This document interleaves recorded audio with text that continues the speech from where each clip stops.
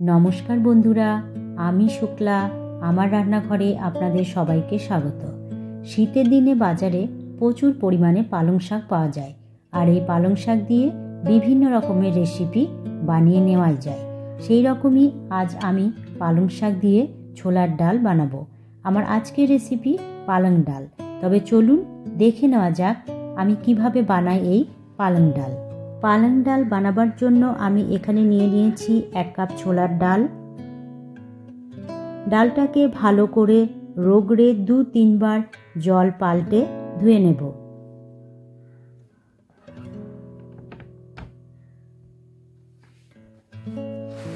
ডাল ধোয়া হয়ে গেছে।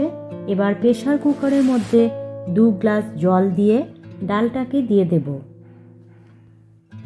আর তার মধ্যে একে একে দিয়ে দেব স্বাদমতো নুন, হাফ চামচ হলুদ গুঁড়ো। এবার ঢাকা দিয়ে 7 থেকে 8টা মিডিয়াম ফ্লেমে সিটি দিয়ে সেদ্ধ করে নেব। ডাল সেদ্ধ হয়ে গেছে। এবার গ্যাসের ফ্লেমটা অফ করে কুকারটা ঠান্ডা হতে দেব। আপনারা দেখুন ডাল একদম সুসেদ্ধ হয়ে গেছে, অথচ গলেও যায়নি। পালং ডাল বানাতে পালং শাক তো অবশ্যই লাগবে। আমি এখানে 1 বান্ডিল পালং শাক নিয়েছি। শাকটাকে ভালো করে ধুয়ে কেটে নিয়েছি। কড়াইয়ের মধ্যে দিয়ে দেব 1 চামচ ঘি। ঘি দিয়ে এই রান্নাটা করলে টেস্ট খুবই ভালো হয়। ঘি গরম হয়ে এলে এতে দিয়ে দেব 2টো শুকনো লঙ্কা, হাফ চামচ গোটা জিরে, 1টা তেজপাতা আর হাফ চামচ হিং। ফোড়নটাকে 1 সেকেন্ড লো ফ্লেমে ভেজে নেব। ফোড়ন ভাজা হয়ে গেলে দিয়ে দেব 1 চামচ গ্রেট করে রাখা আদা। আদাটা 1 সেকেন্ড ভেজে নিয়ে এতে দিয়ে দেব 1 চামচ কাঁচা লঙ্কা কুচি। লঙ্কাটাকেও একটু ভেজে নেব। এবার দিয়ে দেব 1টা টমেটো কুচি। টমেটো ভাজা হয়ে এলে এতে দিয়ে দেব 1 চামচ জিরে গুঁড়ো ও 1 চামচ সাম্বার মশলা। সমস্ত কিছু ভালো মতো কষানো হয়ে এলে দিয়ে দেব কেটে রাখা পালং শাক, আর দেব সামান্য একটু নুন। নুনটা আপনারা একটু বুঝে দেবেন, কারণ ডালটা সেদ্ধ করার সময় নুন দেওয়া হয়েছে। এবার মশলার সাথে শাকটাকে ভালো মতো কষিয়ে নেব।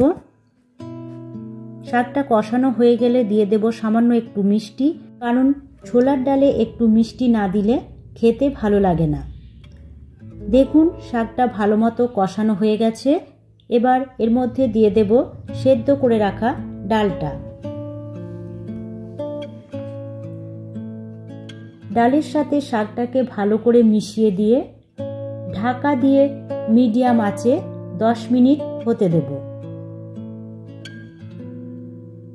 10 মিনিট পর ঢাকা খুলে ডালটা একবার নাড়িয়ে নিয়ে এর মধ্যে দিয়ে দেব 1 চামচ লেবুর রস। লেবুর রস দিলে ডালের যে ফ্লেভার সেটা ঠিকঠাক থাকে, আর এর স্বাদ দুগুণ বেড়ে যায়। সবশেষে দিয়ে দেব 1 চামচ দেশি ঘি ও 1 মুঠো ধনেপাতা কুচি। সমস্ত কিছু মিশিয়ে নিলেই তৈরি হয়ে গেল আমাদের পালং ডাল। এবার গ্যাসের ফ্লেমটা অফ করে গরম গরম সার্ভ করব। রুটি বা ভাত যে কোনো কিছুর সাথে খেতে এই ডাল পালং অসাধারণ লাগে। আমার আজকের এই সহজ পদ্ধতি ও স্বাস্থ্যকর রেসিপিটি কেমন লাগলো অবশ্যই জানাবেন। ভালো লাগলে আপনারাও বাড়িতে একবার ট্রাই করে দেখবেন। আশা করি আপনাদেরও খুবই ভালো লাগবে। আমার আজকের ভিডিওটি লাইক ও শেয়ার করতে ভুলবেন না। আর আমার চ্যানেলের যারা নতুন বন্ধু আপনারাও আমার চ্যানেলটিকে সাবস্ক্রাইব করতে ভুলবেন না। আজ তাহলে এই পর্যন্তই। দেখা হচ্ছে পরবর্তী ভিডিওতে। টাটা।